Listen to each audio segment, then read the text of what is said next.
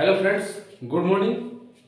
मैं आपका दोस्त राजवीर सिंह आपको प्रतिदिन क्वेश्चंस को किस तरह से हम मेंटली हल करें उस तरह की टेक्निक बताऊंगा।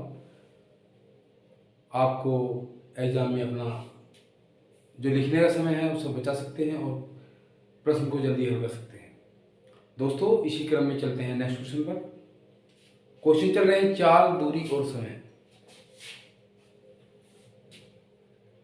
क्वेश्चन है अगर एक नाव 30 किलोमीटर प्रति घंटा की गति से एक निश्चित दूरी पर जाती है और 60 किलोमीटर प्रति घंटा की गति से उसी दूरी पर वापस आती है, तो संपूर्ण यात्रा के लिए उसकी औसत गति क्या है।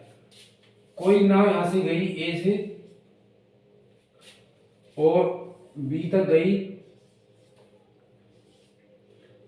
यानी 30 किलोमीटर प्रति घंटा।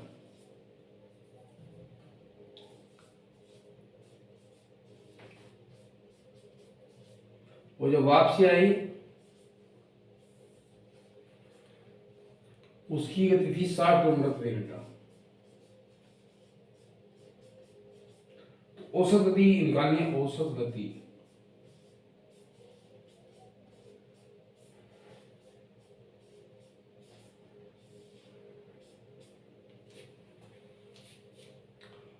गति होती है चली गई दूरी बटे लिया गया समय।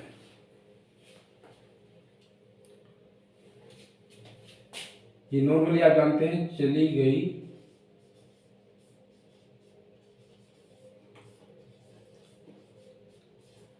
बटे कुल समय।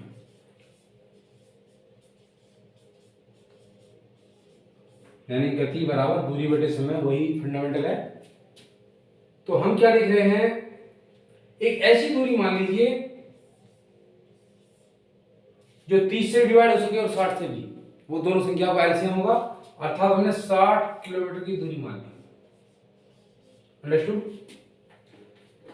यदि 60 किलोमीटर की दूरी 30 किलोमीटर प्रति घंटा की गति से किलोमीटर प्रति घंटा से गति करती है, तो लिया गया समय कितना होगा। समय हो जाएगा t1 60 बटे 30 बराबर 2 घंटा। ऐसी t2 हम वापसी का समय ले रहे हैं, 60 बटे वापसी का है 60 किलोमीटर प्रति घंटा बराबर 1 आवर्स। ये फंडा है, बस और कुछ नहीं। रख दिया आप दूरी बटे समय। दूरी कितनी हो गई, 60 गई, क्योंकि हमने दूरी जो मानी कितनी मानी, 60 किलोमीटर। तो 60 तो हो गई और 60 वापस आई, तो कुल चली गई दूरी हो गई 120। कुल लिया गया समय, जाने में समय कितना लिया 2 घंटे और आने में समय कितना लिया 1 घंटा, तो कितना होगा 3 घंटे। तो औसत चाल जो आई 3 × 12 40 किलोमीटर प्रति घंटा। हम ऐसे क्वेश्चंस में कोई भी ऐसी दूरी मानेंगे जो दी गई चालों से पूर्णतः डिवाइड हो जाए। अब वो संख्या होती है उन संख्याओं का एलसीएम। तो हमने इसी क्रम में जो दूरी मानी वो 60 किलोमीटर मानी। जब वो 30 की गति से जा रही है तो समय लगेगी 60 बटे 30 यानी 2 घंटे। और जब वापस आ रही है तो 60 किलोमीटर की गति को 60 किलोमीटर प्रति घंटा तय करती है, तो समय लगेगा 1 घंटा। दूरी बराबर गति बराबर कुल दूरी बटे कुल दिया गया समय, यानी कि 60 गई और 60 वापस आई, चली गई दूरी हो गई 120। 120 को 3 से समय हो गया 2 1 3 घंटा, 3 से भाग दे 40 किलोमीटर प्रति घंटा। ये इसकी औसत गति होगी। दोस्तों, इन क्वेश्चंस को हम मेंटली हल करेंगे, यही हमारा एक बेसिक है। हमें ज्यादातर क्वेश्चन मेंटली हल करने हैं। ये इतना कुछ लिखने के बस हमारा फंडामेंटल हमारे समझ में आना चाहिए। औसत गति जो होती है चली गई कुल दूरी बटे लिया गया समय। बस इस फंडामेंटल में आप फिट कर दीजिए, आपका आंसर आपको मिल जाएगा। चलते हैं इसी क्रम में दोस्तों। इसी क्रम में नेक्स्ट क्वेश्चन है औसत चाल के लिए। गौतम 12 किलोमीटर प्रति घंटा की चाल से कार्यालय जाता है, 10 किलोमीटर प्रति घंटा की चाल से वापस आता है, उसकी औसत चाल क्या है। तो जब कभी भी हमें औसत चाल निकालनी है तो चली गई कुल दूरी बटे लिया गया कुल समय, और कुछ नहीं। ये हमारा फंडामेंटल माइंड में है। तो अब हम ऐसी दूरी क्या माने, कोई भी ऐसी दूरी माने जो दी गई चाल से पूर्णतः डिवाइड हो सके। वो संख्या होती है दोनों चालों का एलसीएम। यानी कि 10, 12 और 10 से कटने वाली न्यूनतम संख्या 12 पंजे 60, 10 छीक 60, यानी कि 60 की हमने डिस्टेंस मान ली।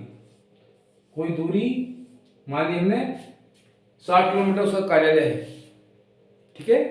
तो 60 किलोमीटर वो जा रहा है, 60 किलोमीटर आ रहा है। जब जा रहा है तो चाल है उसकी 12, तो समय होगा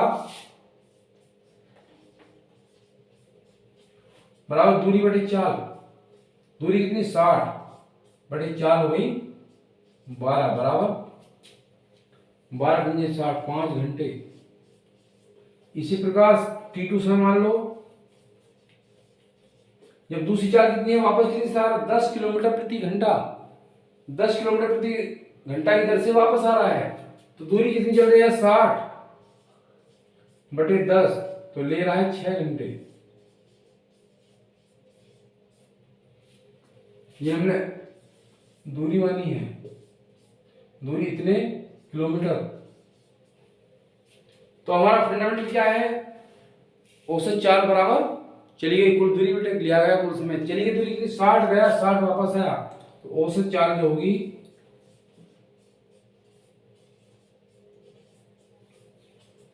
60 गया, कुल दूरी होगी 60 प्लस 60 120, यानी 60 जाने के लिए 60 आने के लिए। और कुल समय कितना लग रहा है 5 और 6 11, तो 11 से काट दो, 11 एकम 11, कितने बचे 1 10, 10 बटे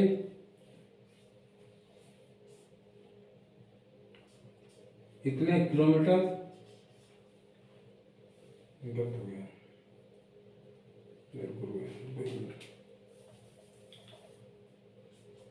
हम 11 से डिवाइड करेंगे, 11 एकम 11 बचा 1 10। अब दूसरा अंक हम उतार नहीं सकते, दशमलव जीरो लगाने पड़े, तो जीरो लगा के यानी कि हम डिवाइड करेंगे। देखो 120 को 11 से, 11 एकम 11 बचा 1 10। अब अगला अंक हम उतारेंगे तो दशमलव जीरो लगाएंगे और तब दशमलव लगाएंगे, यानी 10 सही 10 बटे 11, तो 10 सही 10 बटे 11 इतने किलोमीटर प्रति घंटा इसकी चाल होगी। तो दोस्तों समझता हूं कि आपकी ये क्वेश्चन अच्छा लगा होगा। इसी तरह चलते हैं दोस्तों, इसी क्रम में हम चाल, गति और समय का दूसरा सवाल नेक्स्ट सवाल ले रहे हैं। सवाल का आप स्टेप देखिए, हमें कहां से सवाल उठाना है, कैसे हमें समझना है सवाल को। तो सवाल में कहा गया है यदि ए अपनी सामान्य चाल का 5/6 से चलते हुए अपने स्थल पर गंतव्य स्थल पर 1 घंटा 15 मिनट देरी से पहुंचता है, यदि वह सामान्य चाल से चले तब लिए गए समय की गणना कीजिए। तो जहां भी चाल का ही भाग हो, यानी 5/6 4/5 जो भी कुछ है, वहां पर हम इनिशियल कंडीशन में चाल उसकी 1 मानते हैं। अब देखिए, और समय भी 1 मानते हैं, यानी यूनिट इकाई समय होगा, यूनिट समय और यूनिट ही उसका वेग होता है। तो वेलोसिटी जो है, वेग जो है इसका, चाल 5/6 कर दी। प्रारंभिक उसका यदि v थी या 1 थी तो अब कितनी होगी 5/6। अब चाल और समय, समय प्रोपोर्शनल है 1/4 के, तो समय जो लगेगा हो जाएगा 1/5/6, 6 पचला जाएगा बराबर 6/5। समय बढ़ गया, कितना बढ़ा,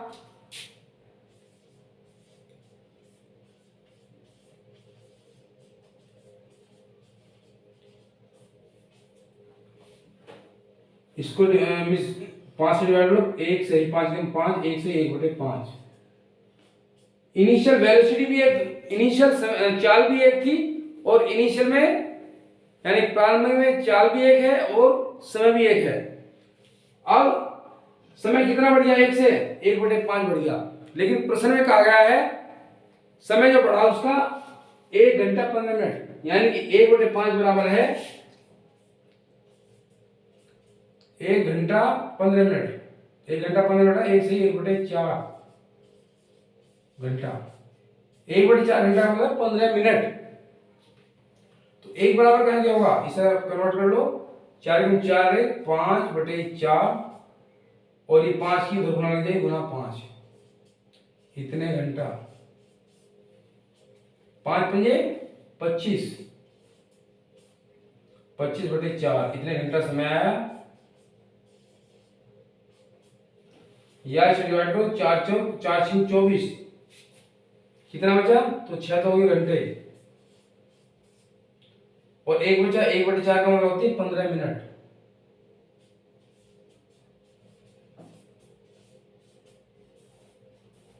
तो सामान्य गति से जब वो चलेगा तो उसे समय लगेगा 6 घंटे 15 मिनट, यही हमारा आंसर है। तो दोस्तों ऐसे ही सवाल को हम मेंटली हल करने की कोशिश करनी है। हमारा बेसिक क्या है, हमें वो सीखना है, और कैसा भी क्वेश्चन आए हम उस बेसिक पे चलते हुए एक मीनार खड़ी कर सकते हैं। तो चलते हैं इसी क्रम में नेक्स्ट। दोस्तों इसी क्रम में अपना नेक्स्ट क्वेश्चन है, एक दिन एक विद्यार्थी 2.5 किलोमीटर प्रति घंटा की चाल से अपने घर से चलकर स्कूल 6 मिनट देरी से पहुंचता है। अगले दिन अपनी चाल में 1 किलोमीटर प्रति घंटा की वृद्धि कर देता है तथा स्कूल समय से 6 मिनट पहले पहुंच जाता है, तो घर से उसकी स्कूल की दूरी क्या होगी। तो देखो क्वेश्चन हम कैसे हल करेंगे, हमें ज्यादातर मेंटली सोचना है, वही मैं आपको टेक्निक बार बार समझाने की कोशिश कर रहा हूं। ये इसका घर है और ये इसका स्कूल है, यहां से चलता है, कोई भी चाल है V1 से, वो कितनी है 2 सही 1/2 किलोमीटर प्रति घंटा। जब इस चाल से चलता है तो अपने स्कूल पर राइट टाइम नहीं पहुंचता, वो देरी होती है उसे, यानी कि और ज्यादा समय लगता है 6 मिनट, यानी जो समय है उसे कितना आगे समय जाता है, वो 6 मिनट। ये बात समझ आ गई। अब उसकी गति हो गई कितनी, 1 किलोमीटर उसने बढ़ा दी, पहले 2.5 थी, यानी 2 से 1/2, एक और बढ़ा दी तो कितनी हुई 3 से 1/2।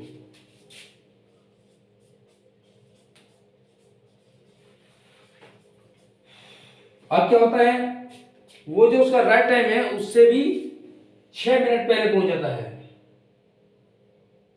6 मिनट पहले। अब वो राइट टाइम इतना यहां लग रहा है तो अब उससे 6 मिनट पहले आ जाता है। ये बात समझ आ गई। तो समय का अंतर कितना हुआ, दोनों का अंतर हो गया 16 मिनट।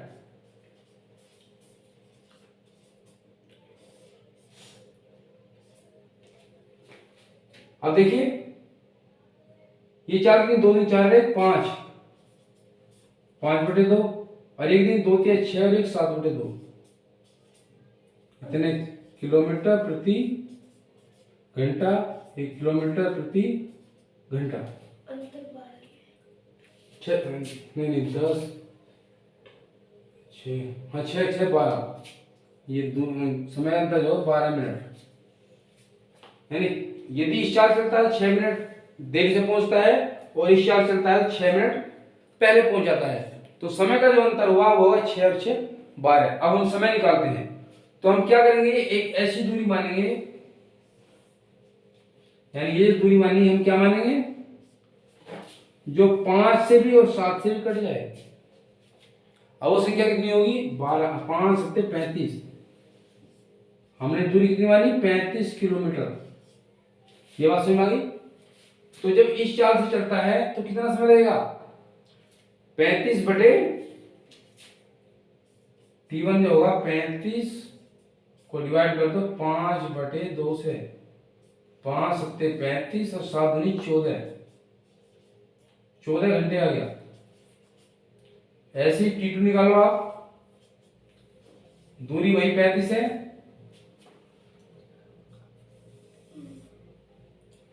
अब चाल क्या हुई 7/2, 7/2 से 7 पंजे और 5 दूनी 10 घंटा। ये बात समझ में आ गई। यहाँ कितने घंटे हुए? 14। यहाँ कितने घंटे हुए? 10। दोनों के समय का अंतर कितना है? 4 घंटे। अब देखो 4 घंटे अंतर है, 4 घंटे अंतर है, तो दूरी कितनी है? दूरी है 35 किलोमीटर। यदि 4 घंटे मतलब क्या हुआ? 4 घंटे मतलब 4 से 24, 4 गुना 60 मिनट।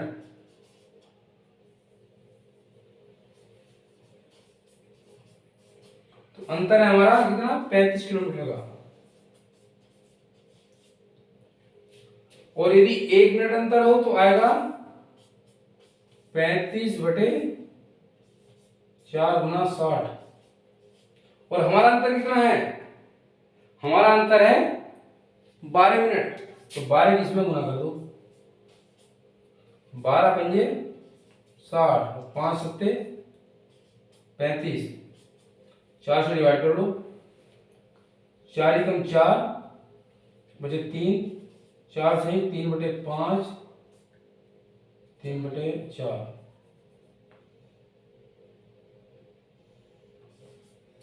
इतने किलोमीटर की स्कूल की दूरी होगी। ये बात समझ में आ गई। हम बेसिक पर ध्यान दें, सवाल कैसा भी आए हमें उसे हल करना है। तो इसी क्रम में चलते हैं नेक्स्ट दोस्तों। इसी क्रम में नेक्स्ट क्वेश्चन है हमारा, इसमें बेसिक फंडामेंटल है, समय और गति में क्या रेशो होता है। समय और गति एक दूसरे के व्युत्क्रमानुपाती हैं, उल्टे अनुपाती हैं। तो क्वेश्चन ले रहे हैं इसी क्रम में, ए बी तथा सी की गति का अनुपात 2:3:6 है। समान दूरी तय करने के लिए क्रमशः ए बी तथा सी द्वारा लिए गए समय का अनुपात क्या हुआ। तो इसने वेग का अनुपात दिया है, गति का अनुपात जो है वो दिया है 2:3:6। हम जानते हैं समय जो होता है और गति में एक उल्टा अनुपात होता है। ये बात समझ में आ गई। तो इसका आप उल्टा कर दीजिए, समय का जो रेशो रहेगा 1/2, इसका उल्टा 1/2 हो जाएगा, अनुपात 1/3:1/6। ये आपके समय का अनुपात होगा। अब हमें इसमें अंश बटे हर को यदि डिलीट करना है तो यानी पूरी संख्या में 6 से गुना कर दो, तो रेशो आ जाएगा 6 से जब यदि गुना करेंगे तो 6 गुना 1/2 अनुपात 6 गुना 1/3 अनुपात 6 गुना 1/6। तो ये जो आएगा 2 तिया 6, 3 अनुपात 3 दूनी 6, 2 अनुपात 6 एकम 6, 1। तो ये उसके समय का अनुपात होगा। ये बात समझ में आ गई होगी।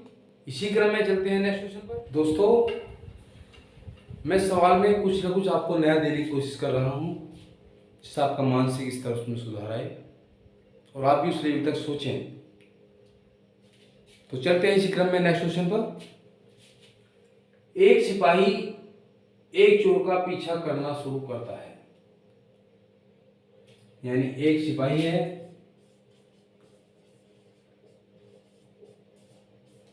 एक चोर है।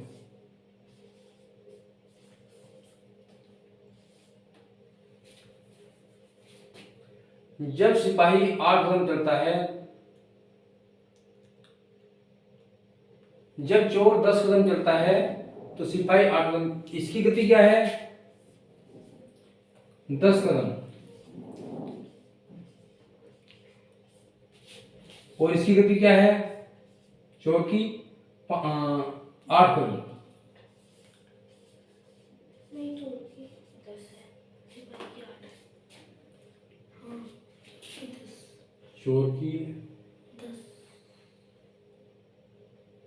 चोर की 10 और सिपाही की है 8 कदम। ठीक है, यानी ये इसका गति है, वेग है। अब कहा सिपाही के 5 कदम, सिपाही के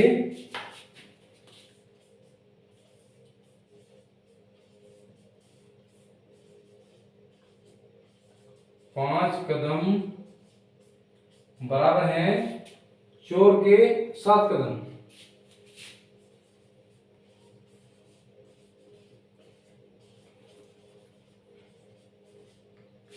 तो सिपाही का जो 1 कदम कितने बराबर, 1 कदम बराबर होगा चोर के 7 कदम। ये आ जाएगा 5 इसके नीचे 5 कदम।